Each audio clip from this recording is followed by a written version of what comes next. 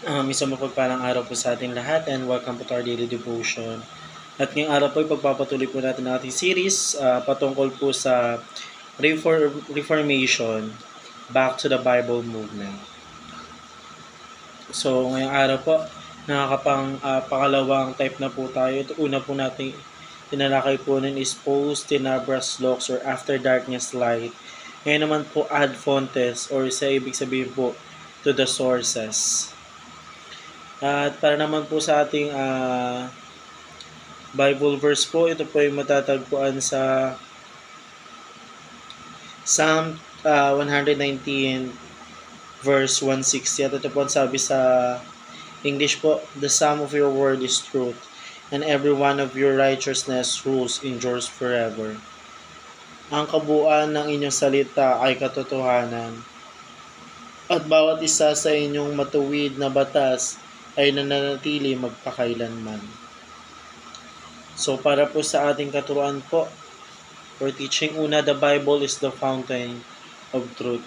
So yung ating pong, yung ginawa po ng ating Panginoon Diyos, nung ginawa niya po yung Biblia, ito po yung naging fountain or naging basihan po ng mga katotohanan dahil lahat po ng sinusulat po ng ating Panginoong Diyos mula po sa Old Testament hanggang sa New Testament po, lahat po ng mga yon ay katotohanan po base po sa ating Panginoong Diyos at may ginamit lang po siyang mga tao para po isulat po yung mga gusto po ng ating Panginoon Diyos na batas or na mga i-implement po sa atin bilang mga anak niya po dito sa mundong ibabaw or yun po yung gusto ng ating Panginoon Diyos na mangyari po dito.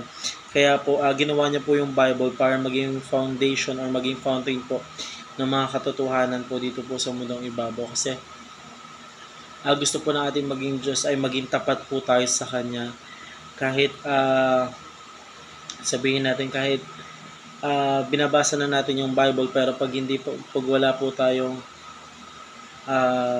tawag dito, kapag hindi po natin siya in-implement sa ating sarili, ay parang baliwala lang din po yung Bible na ginawa po ng ating Panginoong Diyos. So kaya ginamit po ng ating Panginoong Diyos ang Biblia upang tayo po ay mapalapit po sa Kanya at po tayo po ay maligtas. So, pangalawang katuruan po, the Bible is the filter by which to test beliefs. So, yung Biblia po, siya po yung naging filter or nagiging daan po para po i-test po yung mga believer po ng ating Panginoong Diyos. Kung nasusunod po ba lahat po ng mga beliefs po ba ng ating Panginoong Diyos. So, kaya yung Biblia po yung ginamit po ng ating Panginoon Diyos to test our beliefs po. Kung magiging tapat po ba tayo sa ating Panginoon Diyos or always po ba tayo mananatili sa Kanya. Siya lang po ba palagi yung dapat po nating sambahin. Kasi po ang ating Panginoon Diyos po ang siya pong nagsusupply po lahat po ng pangailangan natin dito po sa mundong ibabaw po, lahat po yan. So dumako naman po tayo sa pangatlong katuruan po, the Bible is final and unchanging authority. Kung sa iba man po mga libro is may napapalitan po tayo, may mga unchanging authority dahil may mga minor error po. Pero pagdating po natin sa Biblia po, ito po ay totoo na po or final na. Wala na po siyang unchanging.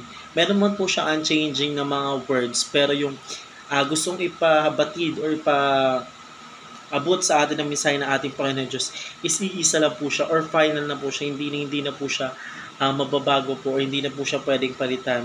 Kasi yan po ay ginawa po ng ating Panginoon Diyos nung siya pa lang po ang tao po dito sa mundo. Una pa lang po ginawa na po yan ng ating Panginoon Diyos. So wala po tayong karapatan para baguhin po or mag-unchange po tayo sa ating Panginoong Diyos po. So yun lang po para sa araw nito. Maraming salamat po sa pakikinig and see you po ulit bukas para po sa ating daily devotion.